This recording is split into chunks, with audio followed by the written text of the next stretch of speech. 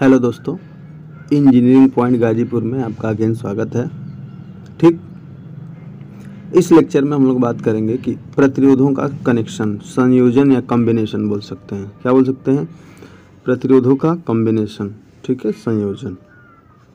तो पहली बात कि वाई, क्यों हम करें प्रतिरोधों का कॉम्बिनेशन। ठीक, तो देखिए इसका मेन रीज़न ये है कि जो हमारे रेजिस्टेंस हैं, सबसे पहले तो आप जानते हैं कि जो रेजिस्टेंस होता है ये क्या होता है? करंट का विरोध करता है, करंट के मार्ग में बाधा उत्पन्न करता है। ठीक, तो आमतौर पर जो कई प्रतिरोध हैं इनको एक साथ जोड़ के, इनको कई प्रतिरोधों को एक साथ जोड़ के, ठीक है, उन मानों के प्रतिरोध को क्या कह सकते हैं? प्राप्त कर सकते हैं जो मार्केट में उपलब्ध नहीं है, जो मार्केट में उपलब्ध नहीं है। जैसे मान लीजिए आपको 4 ओम का प्रतिरोध चाहिए, मान लीजिए मार्केट में मिल रहा है, लेकिन आपको एज ए इंजीनियर आपको 4.5 ओम का प्रतिरोध चाहिए, तो ये मार्केट में उपलब्ध नहीं होगा, मार्केट में उपलब्ध नहीं होगा। आप कुछ दिमाग लगा के 2-3 प्रतिरोधों को आपको सीरीज या समांतर में करके, श्रेणी या समांतर जिसको सीरीज या पैरेलल में करके क्या करेंगे? इस वैल्यू को 4 ओम बनाएंगे।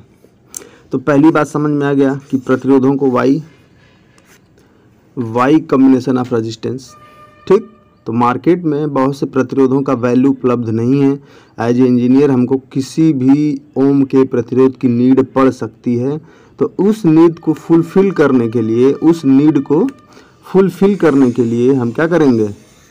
प्रतिरोधों का क्या करते हैं? कॉम्बिनेशन करते हैं। प्रतिरोधों को क्या करते हैं? कंबाइंड करते हैं, उनको जोड़ते हैं। ठीक, बात समझ में आया? तो देखिए पहला तो क्यों करते हैं ये आपको समझ में आ गया। ठीक, तो देखिए 2 प्रकार से, कितने प्रकार से? 2 टाइप से, 2 प्रकार से हम प्रतिरोधों को क्या कर सकते हैं?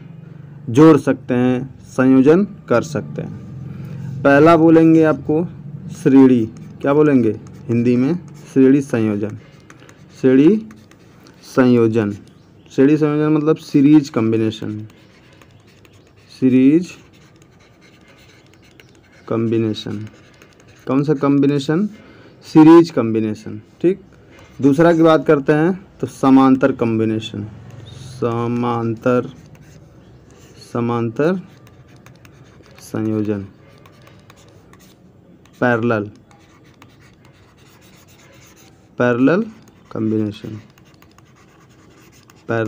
कॉम्बिनेशन।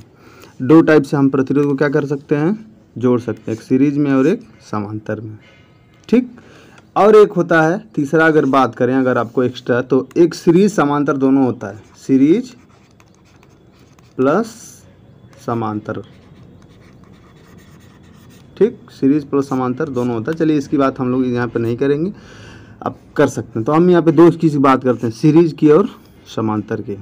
ठीक, चलिए नेक्स्ट पीपीटी में देखिए आप नोटबुक, अपने जो नोटबुक होगा, ठीक है, नोटबुक के साथ प्लस पेन के साथ बैठेंगे। ठीक, और एक एक चीज़ को नोट करते जाएंगे, समझते चलेंगे। ठीक है, और डेरिवेशन जो होगा उसको डेरिवेशन करते रहेंगे। हम पीपीटी बना लिए हैं कि थोड़ा सा वीडियो का ड्यूरेशन कम हो जाए, टाइम कम रहे। ठीक, चलिए अगले, ये वाला पीपीटी आपको दिख रहा है, ये वाला आपके सामने है। इसमें हम बात करते हैं कि सीरीज संयोजन का। किसकी बात कर रहे हैं? सीरीज संयोजन का। देखिए कुछ एजप्शन आपको बता दें। मान लीजिए हमारे पास 3 प्रतिरोध हैं, इसको बोल देते हैं ये R1 है, ये R2 है और ये क्या है? R3 है। ठीक, देखिए जहाँ से करंट एंट्री करेगा, जिस पॉइंट से करंट एंट्री करेगा उस वाले को पॉजिटिव बोलते हैं, जहाँ से निकलता है उसको क्या हमेशा बोलते हैं? निगेटिव बोलते हैं। ये आप एजप्शन हमेशा लाइफ टाइम मान के चलिए, कहीं पे भी गड़बड़ी नहीं होने वाला है। ठीक है, चलिए अब हम क्या किए कि इन तीनों को प्रतिरोधों को उठा के, इनका देखिए ये टर्मिनल जो दूसरा वाला है, पहले प्रतिरोध का दूसरा टर्मिनल है, दूसरे प्रतिरोध के पहले वाले टर्मिनल से क्या कर दें? जोड़ दिए। समझ में आया? और दूसरे प्रतिरोध का जो दूसरा टर्मिनल है, तीसरे प्रतिरोध के पहले टर्मिनल से जोड़ देते हैं। और यहाँ पे सप्लाई देखें, यहाँ से देखिए करंट आएगा, ऐसे ऐसे आएगा, ऐसे ऐसे आएगा और यहाँ से निकल जाएगा। ठीक, तो इसको बोलते हैं श्रेणी संबंध। क्या बोलते हैं? श्रेणी कनेक्शन। ठीक। तो देखिए R1, R2 और R3 तीन प्रतिरोध है, इनको किससे जोड़ दिए? श्रेणी से। पहले वाले प्रतिरोध के दूसरे टर्मिनल को दूसरे वाले के पहले से, दूसरे वाले टर्मिनल के दूसरे टर्मिनल को तीसरे वाले के पहले से। ठीक, समझ में आया। और इसको एक बैटरी से कनेक्ट कर दिए हैं जिससे कि करंट फ्लो हो। एक बैटरी से कनेक्ट कर दिए, 20 वोल्ट की बैटरी है जिससे करंट फ्लो हो। तो ग्रीन वाला आपको करंट दिखा रहा है। यही करंट आई देखिए, अगर R1 प्रतिरोध में प्रतिरोध नंबर 1 जो रेजिस्टेंस 1 में एंट्री कर रहा है तो उस करंट का नाम बोल दे I1 हो गया। दूसरे वाले में यही करंट का नाम बदल दिए I2 हो गया, इसका I3 हो गया। समझ में आया। देखिए जिधर से एंट्री कर रहा है उसको पॉजिटिव माने हैं, जिधर से लीव कर रहा है नेगेटिव। जिधर से एंट्री कर रहा है पॉजिटिव, जिधर से लीव कर रहा है नेगेटिव। ऐसे एजम्पशन माने हैं। मानते हैं कि देखिए जो आपका ये करंट का विरोध करता है ना, तो जो करंट को मारेगा, करंट को नुकसान पहुंचाएगा, वो यहाँ पे पहुंचाता है V1, जिसको बोलते हैं वोल्टेज ड्रॉप। यहाँ पे क्या बोलते हैं? Voltage drop. हिंदी में बोलते हैं वोल्टेज का पतन हो रहा है, वोल्टेज पाथ बोलते हैं ना। तो जो प्रतिरोध 1 है उसके एक क्रॉस वोल्टेज का पतन कितना हो रहा है? V1, दूसरे के क्रॉस V2, तीसरे के क्रॉस V3। एकदम समझ में आई बात। तो देखिए सबसे बड़ी बात ये है कि जो सीरीज संबंध होगा उसमें देखिए धारा समान होता है, बटता नहीं है, डिवीजन इसका धारा का नहीं हो रहा। देखिए यही करंट I है, इधर से चलते चलते देखिए यही I1 हो गई, यही रास्ते में I2 हो गई, यही रास्ते में I3, बस नाम बदल रहा है एक ही चीज़। पहली बात आपको समझ में आया। दूसरी बात देखिए इसमें वोल्टेज बढ़ गया। वोल्टेज क्या हुआ? बढ़ गया, क्योंकि हमको यार R1 की वैल्यू नहीं पता कि ये कितना करंट को रोक रहा है। अगर ये ज़्यादा होगा तो करंट को ज़्यादा रोकेगा तो वोल्टेज का ड्रॉप ज़्यादा होगा, ये कम है तो वोल्टेज का ड्रॉप कम होगा, मतलब बढ़ गया। वोल्टेज क्या हुआ? बढ़ गया। तो पहली बात देखिए धारा समान हुआ और वोल्टेज क्या हुआ? बढ़ गया। तो मतलब कि V ही यही V टोटल है जो सबको क्या हुआ? बांट रहा है। सबको क्या हुआ? बढ़ रहा है। कितना बढ़ रहा है वो डिपेंड करेगा हमको रेजिस्टेंस की वैल्यू कितनी है और करंट की वैल्यू कितनी है। ठीक है। चलिए इतना एजम्पशन मानने के बाद देखिए अगर जो V1 है, देखिए ये वाला वोल्टेज ड्रॉप क्या है? ओम्स लॉ से। किससे है? Ohm's law. ठीक, ओम्स लॉ पढ़े हैं। तो ओम्स लॉ क्या बोलता है? ठीक है, आपकी बात उसमें कर चुके हैं। तो देखिए ओम्स लॉ के हिसाब से जो ये वोल्टेज V1 है इसका वैल्यू क्या होगा? इसमें जो करंट I1 आ रही है उसका प्रतिरोध कितना है? तो देखिए I1 R1, सेम V2 का I2 R2। देखिए यहाँ से I2 है और ये R2 है, इसका वैल्यू ओम्स लॉ से। और V3 I3 R3। ठीक, आई होप एकदम क्लियर हो गया होगा आपको। ठीक है, चलिए अगला चलते हैं। तो यहाँ से देखिए अब क्या करते हैं कि जो वोल्टेज बढ़ रहा है उसी को लेते हैं रेफरेंस। आप देखिए हमेशा इसी को रेफरेंस लीजिए और V1 V2 V3 की वैल्यू रख लीजिए। तो I1 R1, I2 R2, I3 R3। और हम जानते थे कि करंट सेम है तो इनको I1 I2 और I3 को क्या मान लेते हैं? I ही है, मान लिए I है, और इसमें से I कॉमन ले लेंगे। I को इधर पक्षांतर कर दीजिए तो क्या आया? R1 plus R2 plus R3। और हम जानते हैं ओम्स लॉ से ये जानते हैं। ठीक, तो R इक्वल टू क्या हो सके? V/I। तो V/I की जगह क्या रख सकते हैं? R। यही तुल्य प्रतिरोध आ गया हमारा R1 R2 R3। तो अगर सीरीज में हम जोड़ेंगे तो यही बताता है कि तीनों को आप सिंपली जोड़ दीजिए। ठीक, इसी को बोलते हैं तुल्य प्रतिरोध, या दिखाते हैं इक्विवेलेंट रेजिस्टेंस, जिसे इक्विवेलेंट को शॉर्ट में EQ से दिखा देते हैं। कैसे दिखा देते हैं? ऐसे R होगा, इसको दिखा इक्विवेलेंट, यही बताएगा तुल्य प्रतिरोध, इक्विवेलेंट रेजिस्टेंस। ठीक, चलिए आगे चलते हैं। देखिए अब एक केस तो देख ली। अगर 3 रेजिस्टेंस न लगा के मान लीजिए N रेजिस्टेंस है, अगर N रेजिस्टेंस होगा, N प्रतिरोध होगा तो क्या हो जाएगा?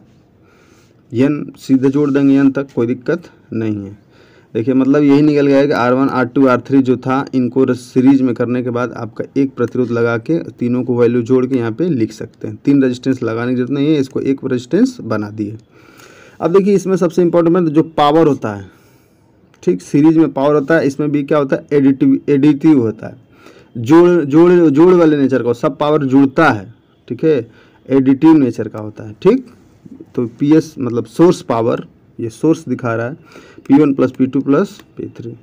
और इसमें देखिए चालकत्व जो कंडक्टेंस है, जो करंट का फ्लो का सपोर्ट करेगा, विरोध नहीं करेगा, मतलब ये रेजिस्टेंस का अपोजिट होता है। ठीक। ठीक है। रेजिस्टेंस करंट को रोकता है तो ये इसको जाने देता है, ठीक। अगर ये ज़्यादा होगा तो ये कम होगा, समझ रहे हैं बात को। इसको जी से दिखाते हैं, हम जानते हैं। तो ये क्या हो जाएगा, देखिए यहाँ पे आया था R1 R2 R3, तो इसका अपोजिट होगा तो क्या होगा, ये देखिए इक्वलेंट, तो 1/G इक्वलेंट होगा। कंडक्ट चालक का तो क्या होगा, उल्टा होगा, ठीक। तो आप इसको देख सकते हैं। चलिए आगे बात करते हैं। अब देखिए सबसे इम्पोर्टेंट बात होता है कि ये देखिए वो केस है जब हमारा प्रतिरोध है, जब हमारा प्रतिरोध क्या हो, समान हो, मतलब सेम रेटिंग के प्रतिरोध लगे हों। मान लीजिए 2 ओम का 2 ओम का 2 ओम का 3 प्रतिरोध, तो आप सिंपली इसको क्या कर सकते हैं, जोड़ सकते हैं, 2 2 4 2 6। या सिंपली क्या करिए कि इसका फार्मूला होगा कि कितना प्रतिरोध है और कितने रेटिंग का है। तो 3 प्रतिरोध है और कितने रेटिंग का है, 2, तो 3 दूना के 6, ठीक। यहाँ पे फार्मूला देख सकते हैं, R1 R तीनों प्रतिरोध सेम है, ठीक, कोई दिक्कत नहीं है। जब सेम है तो इसका फार्मूला तुल्य प्रतिरोध। जल्दी से आप कितना प्रतिरोध है, नंबर कितना नंबर का प्रतिरोध है, मतलब 1 2 3 नंबर का प्रतिरोध है और कितना प्रतिरोध की रेटिंग है, और इसको क्या कर देंगे, मल्टीप्लाई कर देंगे, तुरंत रेजिस्टेंस इक्विवेलेंट निकल के आ जाएगा, ठीक। इसमें कोई घबराने की बात नहीं है, ठीक है। लेकिन कोई बच्चा सोचेगा ऐसा तो डायरेक्ट जोड़ सकते हैं कि सर हम तो ये डायरेक्ट जोड़ सकते हैं, कितना टाइम लग रहा है। लेकिन ठीक है, जब बड़ी वैल्यू आ जाती है, पॉइंट पे वैल्यू आ जाती है तो प्रॉब्लम होती है, ठीक। चलिए आगे चलते हैं इस लेक्चर में। देखिए पेशेंस से आप कॉपी पेन उठाइए और लिखते रहिए। अब हम बात करते हैं कि पैरेलल संयोजन, किसकी बात करते हैं, पैरेलल कॉम्बिनेशन, ठीक है। इसको भी बोलते हैं शंट संयोजन बोल सकते हैं, SHUNT, शंट संयोजन बोल सकते हैं, ठीक है। पैरेलल को क्या बोलते हैं, शंट बोलते हैं। तो देखिए 3 रेजिस्टेंस ले लिए, 3 से इसका मान लीजिए ना, ये कौन सा है, R1 है, ये R2 है और ये R3 है। 3 रेजिस्टेंस लिए हैं, इसको ऐसे जोड़ दिए कि ये समांतर में हो। समांतर में होने का सिर्फ मतलब यार यही है कि देखिए एक दूसरे से क्या है, समांतर है, एक दूसरे के साथ साथ क्या चल रहे हैं, समांतर चल रहा है, ठीक है, पैरेलल चल रहा है। देखिए इसमें अगर वोल्टेज लगा दिए 20, तो इसमें देखिए करंट बट जाता है, बट गया, 3 रास्ता मिला, यहाँ से आने के बाद करंट को कितना रास्ता मिला, 3 रास्ता, एक ये और एक ये। पैरेलल पहचानने का यही तरीका है, सबसे शॉर्ट तरीका, कि जहाँ पे करंट का बंटवारा हुआ, देखिए यहाँ पे लिखे भी हैं कि करंट का जहाँ पे बंटवारा हो जाता है वहाँ तुरंत आप पहचानिए कि ये सर्किट किस में है, समांतर में है। वोल्टेज समझ में, बात समझ में आई। और जो वोल्टेज होगा समान होगा, वोल्टेज क्या होगा, समान होगा। समान कैसे हो रहा है यार, देखो जो पैरेलल हैं, ठीक है, जो यहाँ पे देखिए V वोल्ट है तो इसके अक्रॉस भी V ही होगा, भले V3 है, ठीक, V होगा, V2 बराबर V इक्वल टू क्या होगा, V1 होगा। इसीलिए जो अगर बात करेंगे घरों की वायरिंग, ठीक है, घरों की वायरिंग कहाँ पे करते हैं, समांतर में करते हैं। कैसे करते हैं, समांतर में करते हैं। सबसे इम्पोर्टेंट बात क्यों करते हैं यार, कि अब मान लीजिए आपके घर में 5 रूम है, आपके घर में मान लीजिए कितना रूम है, 3 से चलिए मान लीजिए 3, इधर से सप्लाई आया, आप इसको दे दिए, इसको दे दिए, इसको दे दिए, तो इस वाले घर में अगर सीरीज में कर देंगे तो लाइट तेज बढ़ेगी, इसमें इसके मुकाबले कम बढ़ेगी, इसके मुकाबले इसमें क्या एकदम कम होगा, ठीक। लेकिन आप जैसे ही इसको समांतर में करेंगे तो तीनों रूम में लाइट एकदम समान बढ़ेगी, तीनों लाइन रूम का वोल्टेज क्या होगा, इक्वल होगा। बात समझ पाए, ठीक है। चलिए अब देखिए वोल्टेज समान रहता है तो मतलब V इक्वल टू क्या हो गया, V1 V2 और V3 क्या होंगे, बराबर होंगे। V1 की वैल्यू आपको पता है I1 R1, V2 की I2 R2 ओम्स लॉ से, V3 की I3 R3, ठीक। और करंट देखिए बढ़ जा रहा है, यहाँ पे करंट I है, यही करंट यहाँ पे I1 हो गया और I2 और I3, मतलब कि इनका जोड़ है, तीनों क्या है, I का जोड़ है। लिख सकते हैं I इक्वल टू क्या, I1 plus I2 plus I3, ठीक। चलिए आगे देखिए, अब I1 plus I2 plus I3 लिखने के बाद यहाँ पे आप यहाँ से आप निकाल सकते हैं, ठीक है, यहाँ से आप निकाल सकते हैं। देखिए V equal to I1 R1, तो I1 की वैल्यू फाइंड कर सकते हैं I2 की और I3 की, ठीक। I3 की वैल्यू फाइंड कर लिए तो I1 I2 I3 की जगह पर रख लीजिए वैल्यू। अब ये चूँकि वोल्टेज बराबर है, ठीक है, तो क्या होगा, V हो जाएगा। जब बराबर है तो इन तीनों को कॉमन ले लीजिए, V और R1 बच गया, V को इधर पक्षांतर कर दीजिए। पक्षांतर करने के बाद I बाई R हो गया। कैसे हो गया, इधर देखिए, V equal to I R, तो R क्या होगा, V बाई आई। तो अगर इसको ये लिख सकते हैं, अगर इसको बटा में करें तो ये ऊपर I चला जाएगा, V नीचे आ जाएगा, कोई दिक्कत की बात नहीं है। तो निकल के क्या आ गया, 1/R equivalent 1/R1 plus 1/R2 plus 1/R3। लेकिन ये देखिए लॉन्ग मेथड है, ठीक है। चलिए आगे देखते हैं, सब क्लियर होगा आपका। लेकिन जब बात करें, देखिए क्वेश्चन को हल करते समय दो रेजिस्टेंस का जोड़ा बनाकर हल करने में सरल होता है, समझ में आया। तो अगर 2 रेजिस्टेंस का जोड़ा बनाएंगे तो 1/R1 + 1/R2। ठीक, कैसे सॉल्व करते हैं क्वेश्चन आगे बात करेंगे हम लोग। ठीक, तो इसका एलसीएम जब ले लेंगे तो ये सॉल्व करने के बाद ये आएगा, आप कर सकते हैं या एज ए डिप्लोमा स्टूडेंट। ठीक, देखिए डायरेक्ट इस सूत्र का यूज करिए, न कि 1/R1 + 1/R2 का यूज करिए। किसका यूज करिए? डायरेक्ट। देखिए क्या निकल के आया, R1R2/R1 + R2, इसको याद कर लीजिए, इसी का यूज करिए हमेशा। ठीक, चलिए आगे देखते हैं। देखिए अगर यदि इसमें भी बात करें कि तीनों रेजिस्टेंस क्या हो, सेम हो, तीनों रेजिस्टेंस क्या हो, सेम हो। सेम होने का मतलब अगर मान लीजिए यहाँ पे 4 ओम है, तीनों रेजिस्टेंस कितना है, 4 ओम, तो आप ये मत करने लगे कि 1/4 + 1/4 + 1/4, ऐसे करने में समय ज़्यादा जाता है। तो इसका ट्रिक ये है कि जो तुल्य प्रतिरोध होता है, ठीक है, प्रतिरोध की वैल्यू कितनी है और कितने नंबर का प्रतिरोध है। मतलब कि देखिए 1 2 3 प्रतिरोध है, तो n बराबर कितना है, 3 है, और प्रतिरोध की वैल्यू क्या है, 4 ओम है। कितना है, 4 ओम है, तो क्या होगा 4/3, सीधे आंसर आ गया। बात समझ में आया।